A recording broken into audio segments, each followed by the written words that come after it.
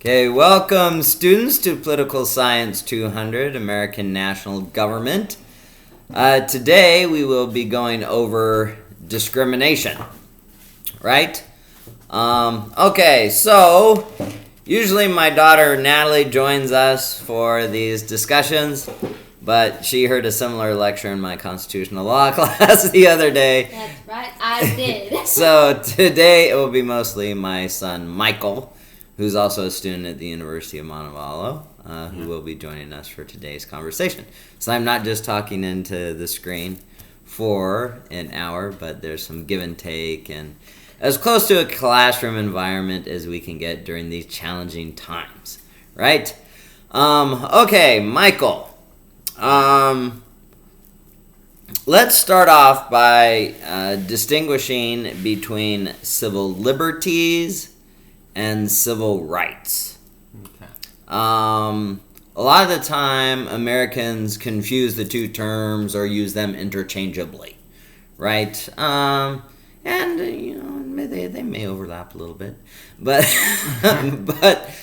for purposes of our discussion today, it helps to keep them conceptually distinct as possible. So, when people say, I have certain civil liberties, what do they usually mean? What are your civil liberties? Just things you can do, I guess. Absolutely. And what are some of those things you're allowed to do in the United States of America? Right to assembly, I guess. Yes. Yeah. You're allowed to peaceably assemble and to petition government for a redress of grievances. Where is that found? Constitution. The Constitution, absolutely. What part of the Constitution? No idea. Oh, come on. Bill of Rights? Yeah, it's in the Bill of Rights. Okay, very good. Now, there's 10 amendments in the Bill of Rights, which is the biggie that protects your civil liberties. Oh, I should know this. I'm just going to guess first. Yes, absolutely, is the First Amendment. So, let's go over the First Amendment, where a lot of your civil liberties are discussed. Congress shall make no law respecting an establishment of religion, or prohibiting the free exercise thereof, or abridging the freedom of speech, or of the press, or the right of the people peaceably to assemble and to petition government for a redress of grievances. So, in the First Amendment are your freedoms of speech, press, religion, assembly, right to petition government for a redress of grievances. Are those some pretty important civil liberties? Yeah. Absolutely, and they're in the First Amendment. So that's why a lot of the time, people will refer to the First Amendment as your freedom of expression rights very broadly. Your freedom of assembly and association rights, freedom of religion, they're all there in the First Amendment, right? Those are your civil liberties, right? And again, as we discussed in class, originally the Bill of Rights applied to the federal government, but then we passed the 14th Amendment shortly after the Civil War, and the 14th Amendment contains the Due Process Clause, and it says no state shall deprive any person of life, liberty, or property without due process of law. And so those provisions in the Bill of Rights are made applicable to the states through the 14th Amendment. And this is referred to as the incorporation doctrine. Is all this ringing a bell? Yeah. Okay, good. All right, so if that's what we mean by civil liberties, all those freedoms we just discussed, then what is meant by your civil rights? What are your civil rights? I don't know. Okay, very broad. I don't know how they'd be different from civil liberties. So. Yeah, and that's fine, right? That's why we're having this discussion. Your civil rights are your guarantees to the equal protection of the laws, right? So the 14th Amendment, after the Due Process Clause, also states that no state shall deny any person within its jurisdiction the equal protection of the laws, right? So if white people are allowed to vote and black people are not allowed to vote, then are black people being denied the equal protection of the laws? Yeah. Absolutely, right? So you have a civil rights claim on your hands, right? Okay, if African Americans are being denied access to voting in strategic ways, are they being denied their civil rights? Yeah. Yeah, absolutely, right? So, when you talk about the civil rights movement, that was an attempt to guarantee equality in a lot of basic ways, like the right to vote and access to the right to vote. Okay, so now let's talk about, so keep that in mind, difference between civil rights and civil liberties. And now let's talk about the difference between the word, let's talk about how the word discriminate is sometimes used, right? Okay, so how is the word discriminate usually used? Does it have positive or negative connotations? Negative. Negative. And how is it usually used? I'm being discriminated against. I'm being discriminated against. Exactly. That's, if I had to pick one sentence that kind of sums up how the word discriminate is usually used, that would be it. I'm being discriminated against, or I'm the victim of discrimination, right? And what do people usually mean when they use the phrase that way? That they're being treated unfairly. Yeah, they're being treated unfairly, right? They're being disadvantaged in some way. They're systematically being denied usually some opportunity or some fundamental right on the basis of something that they have no control over, such as their skin color or their gender or what nation they were originally born in. Right? So, that's what people usually mean when they say I'm being discriminated against. But there's a more neutral way of using the word discriminate, one that does not have as many negative connotations, and that just means distinguish. Right? So, do we have a lot of laws that discriminate on the basis of age? Yeah. Treat people differently on the basis of their age? Yeah. Absolutely. Do we have a lot of laws that distinguish between groups of people on the basis of age? Yeah. Yeah, right? So we do. So in a minute we'll talk about where that discrimination on the basis of age is constitutional or unconstitutional, right? But let's talk for a second. One more thing about the word discrimination. They don't put this on TV as much anymore. When I was a kid, like around 9, 10 at night, when they were about to put some program on that was kind of more for adult viewers. Yeah. It's not pornography or anything like that, but it's just has more mature themes and that type of thing. They would say, such a program is going to be coming on. Discriminating viewers be advised. Discriminating viewers be advised. So what does the word mean in that context? Just viewers not choosing, I guess. Yeah, absolutely. That's what it means, right? Some people just sit in front of the TV all day and whatever comes on, right?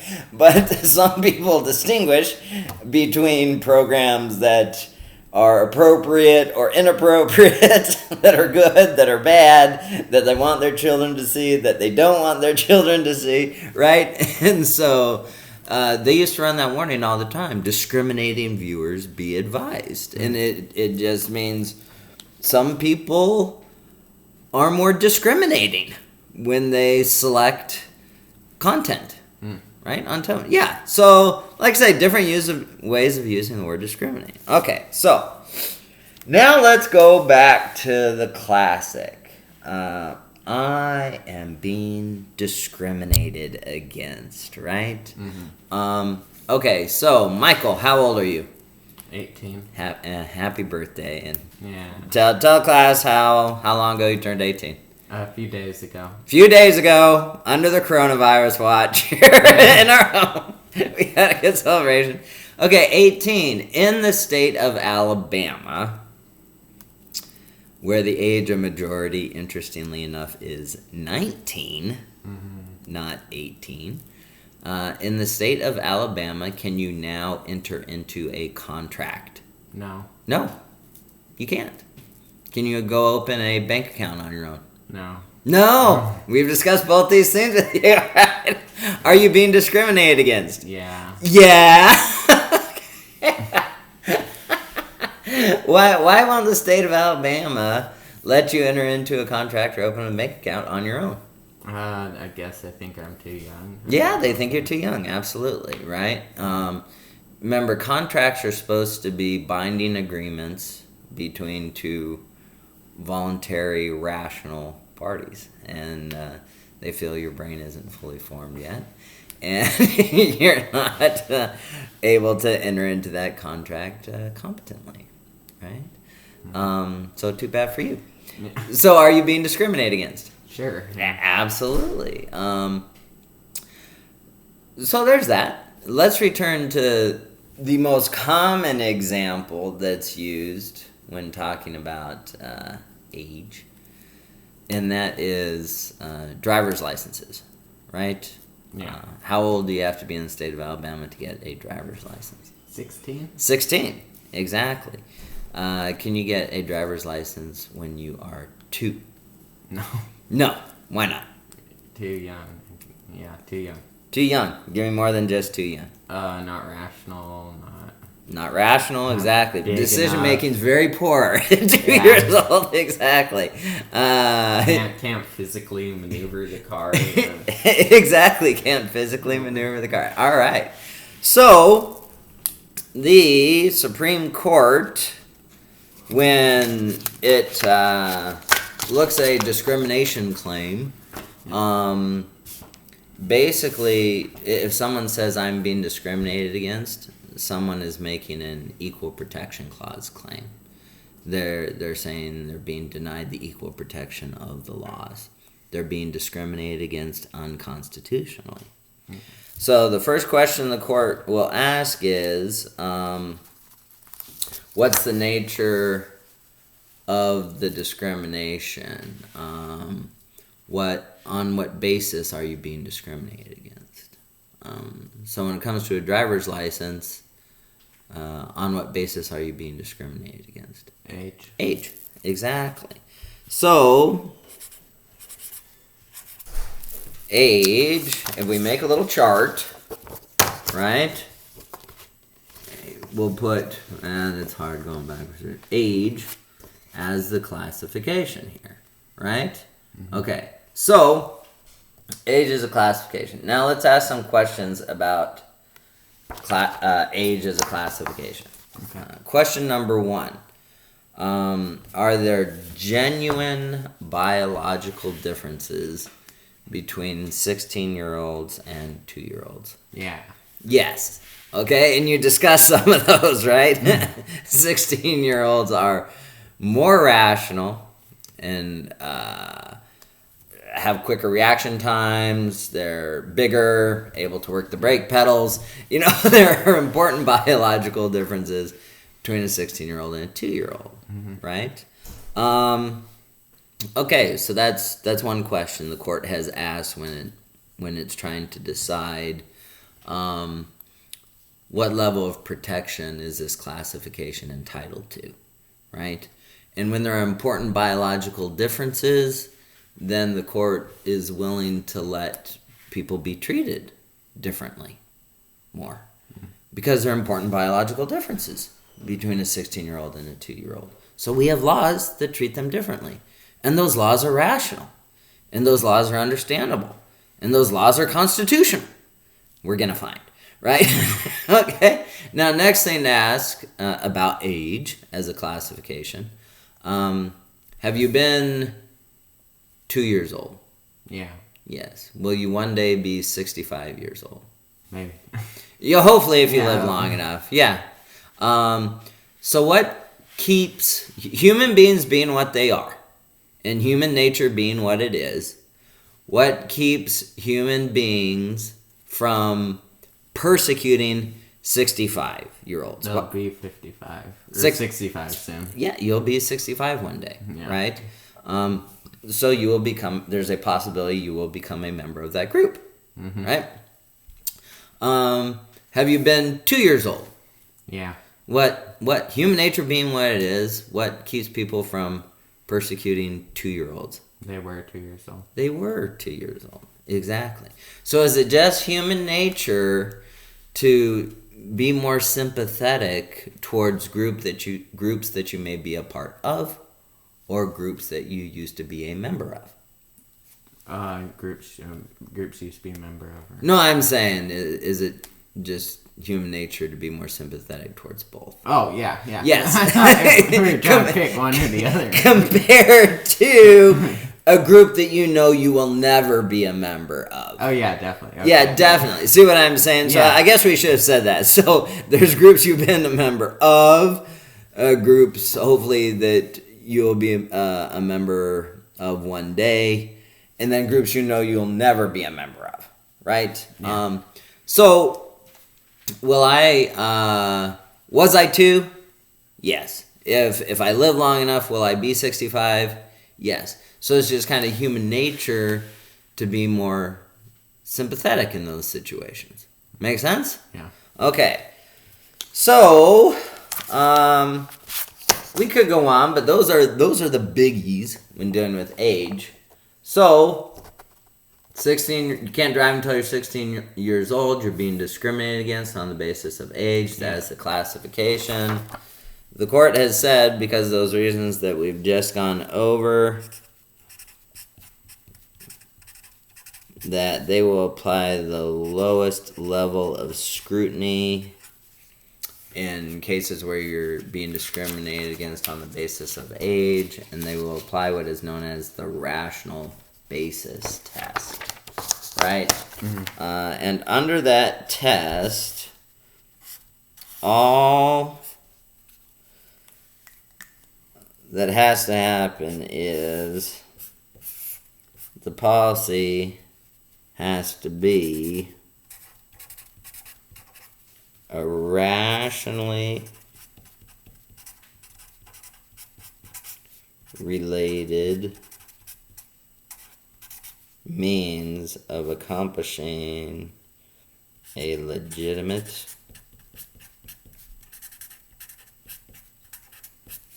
or valid government objective.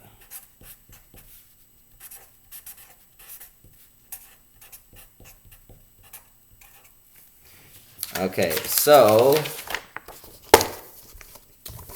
let's return to our driver's license example, right?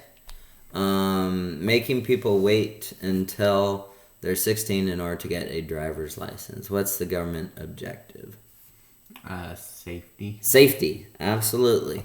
Is safety a legitimate or valid government objective? Yes. Yes, right?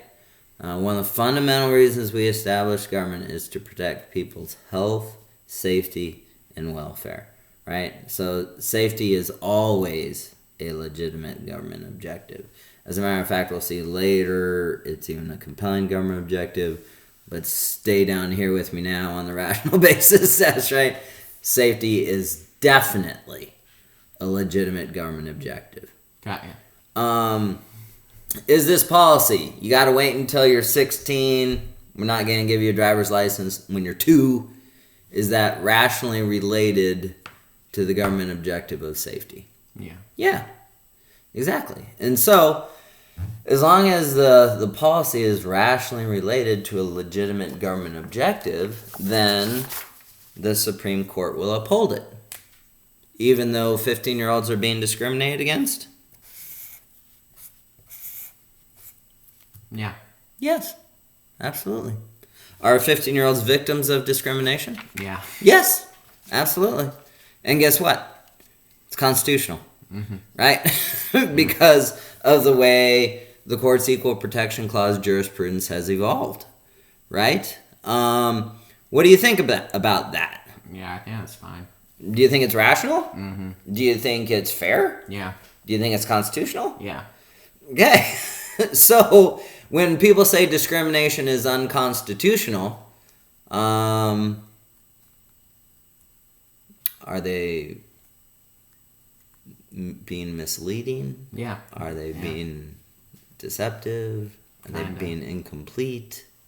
That sounds right, incomplete. It probably depends on the setting, Yeah. right? And if they're purposely trying to mislead people. But the reality is, we have tons of laws that discriminate, right? We have tons of laws that discriminate. They discriminate on the basis of age and other criteria that we'll look at in a minute, and they are 100% constitutional because the discrimination is rational, right? Okay, now, one more detail we have to point out. When our hypothetical 15-year-old files a lawsuit and says, I'm being discriminated against, right? The burden will be on the individual to show that the policy is not even rationally related to a legitimate government objective. And so if the individual cannot make that argument, then the court will rule for the state by default. Right? Do you understand what it means when I say the court will rule for the state by default? Yeah. What do I mean? Unless the other person makes their point, well, the government automatically wins. Exactly. Right? And so that's the important thing is, if I'm a 15-year-old, I can't get my driver's license. Get yourself an attorney, file a lawsuit. You're going to lose, right? Because the court is clearly established that age is a non-suspect classification. So, that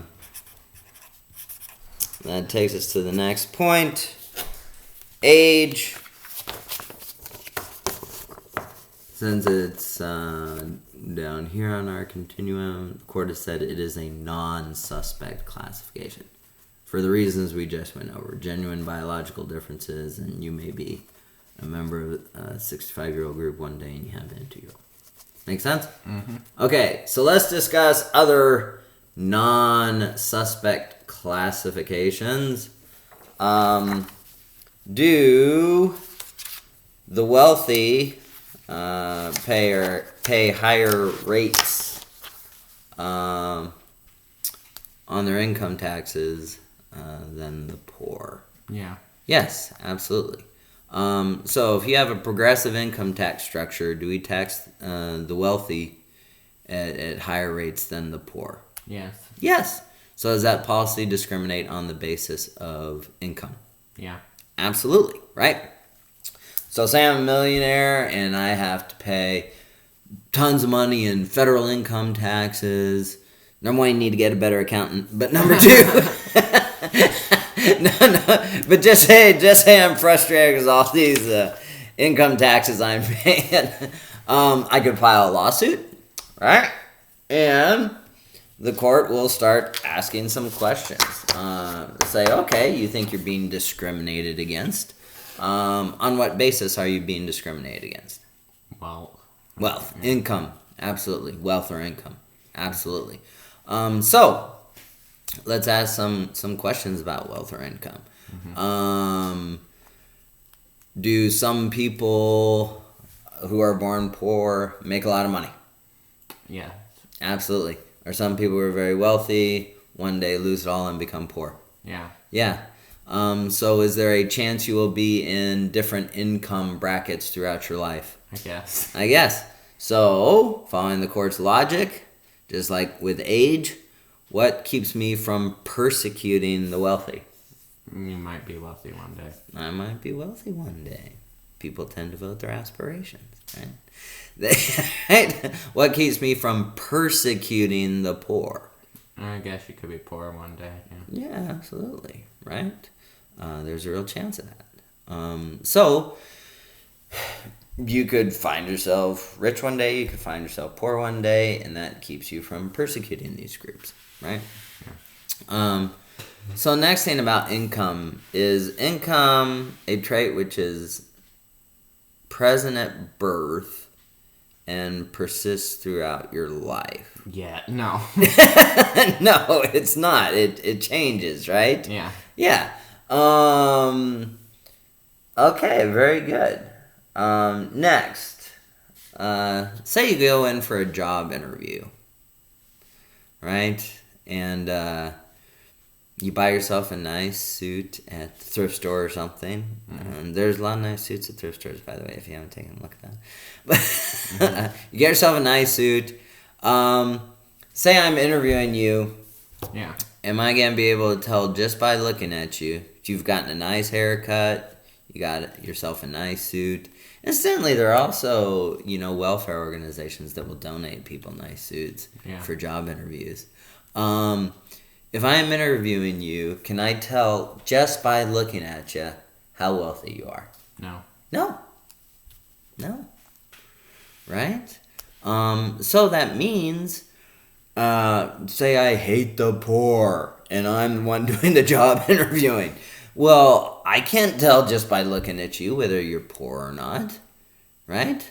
So is it going to be hard for me to discriminate against the poor if I can't tell just by looking at you? Yeah. Yeah, exactly. Right? Okay, so the court is going to put income down next to age as a non-suspect classification. Right? Yeah. So, do we have all kinds of laws that treat people differently on the basis of income? Definitely. Definitely. Progressive income tax structure, Exhibit A, right? Also, are you eligible for a number of welfare programs or nutrition programs or government assistance programs based on your income? Yes. Yeah, right? So, if I make just over those qualification levels, am I being discriminated against? Yeah. Yeah. Okay, so you can file a lawsuit. Case will go to the Supreme Court. Let's use the example of the wealthy person that doesn't want to pay more in progressive income taxes, right? Yeah, I make over $2 million, and everything I make over $2 million gets taxed at a really high rate. Oh, darn. Yeah, I know. Tales of woe. Tales of woe. All right. So the court will ask, all right, what's the government objective? Well, first off, income's a non-suspect classification. We've determined that, right? So it'll apply the rational basis test. It'll ask, is this policy rationally related to a legitimate government objective? So what's the government objective? Why do we tax the wealthy at higher rates than we tax the poor? Redistribution of wealth. No. Help the poor.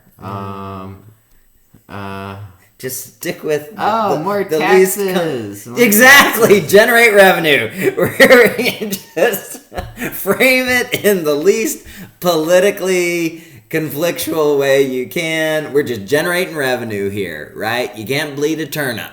So we're going where the money is, and guess who has a lot of money? Wealthy. The wealthy, right? So we're just trying to generate revenue. Is that a legitimate government objective? Is the federal government allowed to tax and spend for the general welfare? Yes. Absolutely. It's in the Are those words in the Constitution?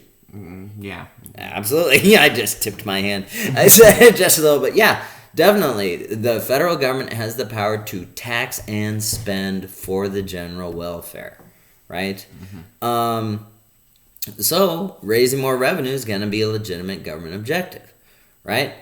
Is this policy rationally related to that government objective of generating more revenue? Yeah. Yeah, absolutely. It's extremely rationally related to the goal of generating more revenue, right? So, is the court going to uphold or strike down progressive income tax structure? Uphold it. Uphold it, absolutely. All right, very good. So, let's ask another question, see how well you understand this framework. Okay. And how the court's equal protection clause jurisprudence has evolved. Say I'm a commercial airline pilot. Okay. And say the Federal Aviation Administration requires me to retire when I'm 62. Right? Mm-hmm. So I've been a pilot my whole life, and now I got to retire. 30 years I've been a pilot, or whatever. 40 years, I guess. Wow, if you start when you're 22, but that'd be young. But anyway, the point is, does this policy discriminate on the basis of age? Yeah. Is the Federal Aviation Administration a government entity? Yes. So is the government discriminating against you? Yes. Yes, absolutely. I'm being discriminated against. I'm a victim of discrimination. Right? Yeah. So you file a lawsuit, case, maybe go to the Supreme Court. And the Supreme Court will say, guess what? Age is a non-suspect classification. So your attorney has his or her work cut out for him or her, right? Yeah. Okay, so what's the government objective? Why is the federal government, darn federal government, the FAA, the Federal Aviation Administration, why is it making you retire at 62? Safety. Do people's reflexes slow down as they age? Yes. Are they more prone to heart attacks and strokes? Yes. Does their vision become less acute? Yep. Yeah. Do they just start breaking down in general? I hate to say it, but I'm getting older myself, and you start to age, right? There it is. So, what's the government objective? What are they trying to accomplish? Safety. Is this policy making you retire when you are 62? Is it rationally related to that legitimate government objective? Yes. Yep. So is the government going to uphold or strike down that policy? Uphold. Even though you're being discriminated against? Yeah. Yes. Why? Because it fulfills all that criteria. That's right. The discrimination is rational. It makes sense. Your age is a non-suspect classification, right? Yeah. Okay. So now let's go. Any questions at all about that? Let's go to the other end of the spectrum. Oh. And that is race. And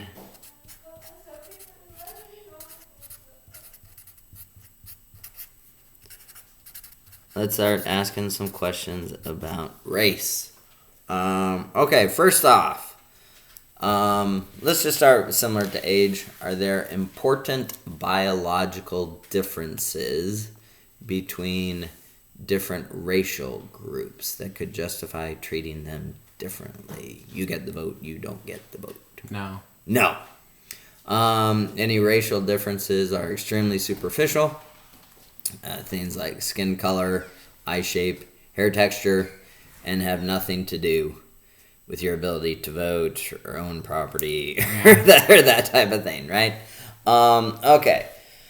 So there aren't genuine biological differences between different racial groups. Now, were there times in our nation's history where people claimed there were important biological differences between different racial groups? Yes, but this is where the court is now. Okay. Not where the court is 200 years ago, right? So, 200 years ago, would laws like that have passed all this? Because would race... Well, yeah, up until Civil War, black people could be enslaved. Yeah, but did they apply this test to it, and would it have passed back then, probably? This test has evolved over hundreds of years. and this is where we are now. Yeah. Alright. So the framework. Remind me to talk about Korematsu in a little bit, and we'll get to that. Let's continue with our questions, though, about race. Yeah. And how it's different from these others. Is race a trait which is present at birth and persists throughout your life? Yes. Yes. Will you wake up tomorrow and find yourself Hispanic? No. No. So, unfortunately, human nature being what it is it sometimes... do people sometimes persecute groups that they know they will never be a member of? Yes. And that they have never been a member of? Yes. Yeah, unfortunately, right? So it's different from age in that regard. Now, is race apparent when you usually meet someone? Is it visible? Yeah. Yeah. So again, go back to the interviewer question, right? If I hate a certain racial group, unfortunately, is it really easy to tell whether you're a member of that racial group or not when I first see you? Yes. Yeah, usually a lot of the time, right? So a lot of discrimination occurs that way because racial traits are so visible. Like I said, skin color, hair texture, eye shape, those Yeah. are apparent when you first look at someone a lot of the time. Not always, but a lot of the time. Now, again, since we have the time, we're no rush this Sunday afternoon. I've read a lot of cases dealing with the Equal Protection Clause over the years, right? And it's kind of interesting to see how the court's reasoning has evolved. Based on certain observations or just kind of facts of life, right? Okay, so the one I'm describing is really good, the whole job interview question, right? So say you come in and you are a member of a religious group that I don't know very well, right? Say you're Baptist, right? Yeah, and I don't know much about Baptist. Just I as the interviewer don't know much about Baptist, but you come in, you interview, you do a great job, and I give you the job, right? Yeah. And you wind up working for 30 years, right? And you don't really discuss your religion in the whole 30 years, right? And say at the end of 30 years, we're giving you a go-away, retirement party, whatever, and I find out you're Baptist, right? At the going away party or your retirement party or whatever, right? And say, yeah, I'm Baptist. And you've been one of the best employees I've ever had. Hard worker, never missed a day, all those types of things. Well, just human nature being what it is, what am I going to think about Baptists after? You'll probably think better of them. Yeah, absolutely, right? And so basically, I think this is underappreciated, right? One of the reasons why certain groups have a hard time really progressing is because the traits are so apparent. When they first meet people never go through that process of going, I had no idea that person was Baptist. They're one of the nicest, best people I've ever known, right? Unfortunately, that never happens for someone who's black, and make sense? Yeah. Yeah. Mm-hmm. And so, unfortunately, human nature being what it is, you go in and from day one, you're prejudiced in a way, right? Because, if I had no idea you're Baptist, then I'm not prejudiced in that regard, your religion, because I have no idea what your religion is, right? Make sense? Yeah. Okay.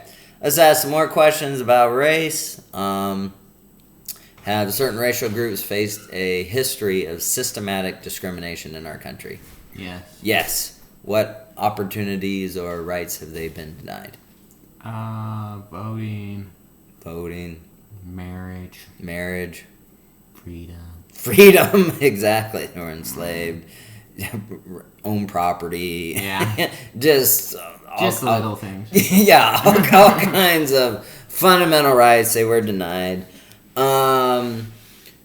So that makes them a more suspect classification. Yeah. Right.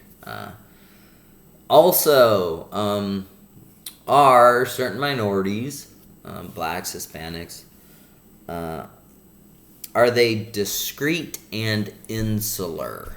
Yeah. Minorities, right? Yeah. So are they less than 50% of the population, African Americans? Yeah. Yes. Now, the court used the term discrete and insular minorities in the most famous footnote ever written by the Supreme Court. It was called Caroline Products footnote number 4. And this was a case decided back in the 30s after FDR had won his second term. And in that case, they basically said, we're done with economic cases. We're going to assume any economic regulation is valid, right? And we're changing our agenda. And we have a special responsibility to protect discrete and insular minorities. That's what the U.S. Supreme Court said. Okay. In Caroline Products footnote number 4. So what is meant by the word discrete in this situation? They're easily distinguished. Yes, Yeah. they stand out, just like discrete numbers. Exactly. What does insular mean?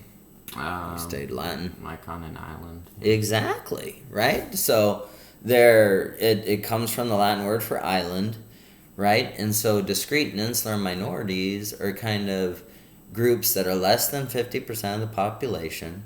They kind of stand apart. They're easily identifiable. They're not parts of mainstream society. And unfortunately are easy targets for discrimination, right?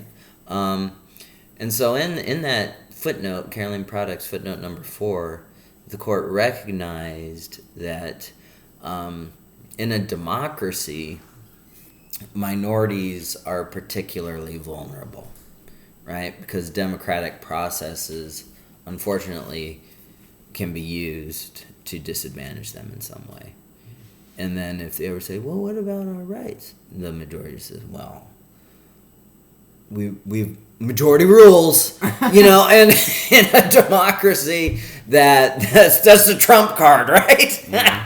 Majority rules. Well, that doesn't help me much, right?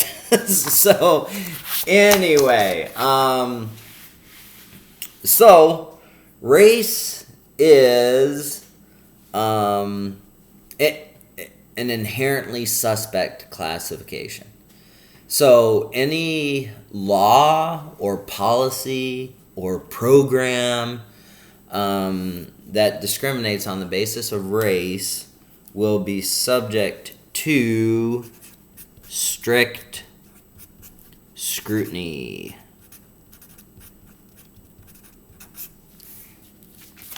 All right. So the court has said race is an inherently suspect classification. And so the court will apply what's known as strict scrutiny. So what does it mean to scrutinize something? Look it over. Look it over very, very closely, right? And in order to be constitutional, the law, the program, the policy has to be the least restrictive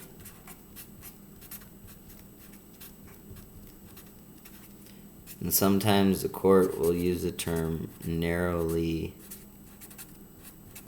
tailored means of accomplishing a compelling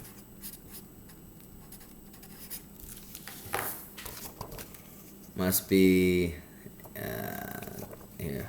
This is so hard for me to read. Least restrictive means, sometimes they say narrowly tailored means of accomplishing a compelling government objective. Now, what does narrowly tailored mean? Cut closely. Yes, there's a very close fit between the law and what it's trying to accomplish. Exactly, right? So it's not just rationally related. There's some connection between the two. It has to be narrowly tailored, a really tight fit between the compelling government objective you're trying to accomplish and the means you're doing to accomplish it. Right? Okay, so let's discuss a couple things here. Where there's still a lot of conflict is race-based preferences in college admissions and hiring and that type of thing. That's an area of our society where there's still a lot of disagreement, right? So let's look at a case dealing with race-based preferences in college admissions, right? If you take me for constitutional law, we'll talk about a bunch of cases, but today we'll just talk about one. There were two cases that reached the Supreme Court, both dealing with the University of Michigan, right? One dealt with the admissions program to get into their undergraduate program. Just you're an undergrad going to the University of Michigan. And the other lawsuit dealt with a program, or their admissions program to get into their law school, right? And it was called Grutter versus Bollinger. And it was decided in 2003, right? So in that Supreme Court case, the University of Michigan was using race as a plus factor when making admissions decisions, right? Using race as a plus factor.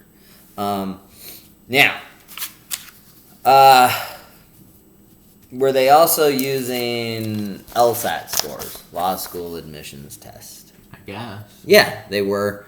Were they also using undergraduate GPA? Sure. Were they also using letters of recommendation? Yeah. Sure, right? So they're using a lot of things. What else do you think they can validly use? Do you think they can use volunteer experience? Yeah. Yeah, work experience. Sure. Whether you know a foreign language. Yeah. Yeah, whether you've traveled abroad, had experience in a foreign country. Sure, right? So you start to look at these, okay. And they were also using race as a plus factor, right? So they're using all these different things, and they were also using race. A woman was denied admission to the University of Michigan Law School. She was white. She filed a lawsuit, and she said, I'm being discriminated against on the basis of my race. I have higher GPA and higher LSAT scores than people who are getting in because of their race, right? So the case reached the Supreme Court. And what test is the court going to apply? Strict scrutiny. That means they're going to take a close look at it, right? And they looked at it, and they're going to ask Michigan, what's the government objective? Making up for racial inequality. Ooh, see, that's buzz, no problem. I know what it is. It's diversity. There you go. Educational diversity, right? Yeah. Avoid the trying to correct for past wrongs argument when it comes to constitutional law and the Equal Protection Clause, right? Just avoid it. Go with the educational diversity. Yeah. Right? So the University of Michigan, is it trying to put together a diverse incoming class with a wide range of experiences and backgrounds? Yeah. Yeah, exactly. So they use race as a plus factor, one factor among many, in order to accomplish the compelling government objective of educational diversity. Is that narrowly tailored? One factor among many. Sure. It was a close case, right? But, again, there was some disagreement. Some people say, educational diversity, while it's maybe a legitimate government objective, it's not compelling. That's not one of the fundamental reasons we established government. It's not like national security or safety or something, educational diversity. But the court is the one who interprets the Constitution.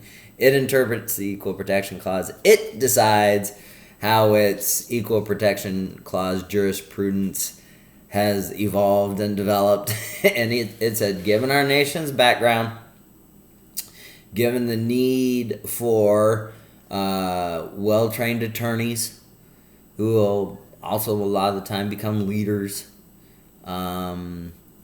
educational diversity is a compelling government objective for the state of Michigan. So the Supreme Court said educational diversity is a compelling government objective, using race as a plus factor, one factor among many, when judging an applicant's admissions packet holistically is a narrowly tailored way of going about it. What does it mean to judge an application holistically? As a whole. Yeah, just as a whole, exactly. Does it require you to read all the essays and letters of recommendation and that type of thing? Yes. Yeah. And so, see, that's the thing is, judging an application holistically is reasonable if you're the University of Michigan Law School, if you're only dealing with a few thousand applications, right? Or if you're Harvard, that type of thing. But for huge state schools, that's not realistic. Yeah. So there continues to be some back and forth on what's appropriate and what's not for the government to consider, right? Make sense? Yes. Okay. Now, you probably forgot, maybe, but let's go back. You asked a question, how did we get here? How is this applied in the past, right? Yeah. Basically, Korematsu versus U.S., which allowed... Oh, was that the prison camps? Yeah. Basically. Basically, internment camps, call them what you want, but that's that was the case that came out of Japanese Americans being put in camps during World War II. So what's the government objective? According to the government, during World War II, what was the government objective? National security. National security. Is that a compelling government objective? Definitely, yeah. And so that's how the court reasoned, was, they presented a threat. National security is a compelling government objective. The president of the country wants them put in these camps. So the court allowed that to occur. Now, that's generally regarded as one of the court's worst rulings, right? Because it was allowing people like Korematsu himself, whose parents had been born in Japan. He was born on U.S. soil. He was a U.S. citizen. But he looks Japanese. Well, yeah, see, that's the thing is, you're like, there's,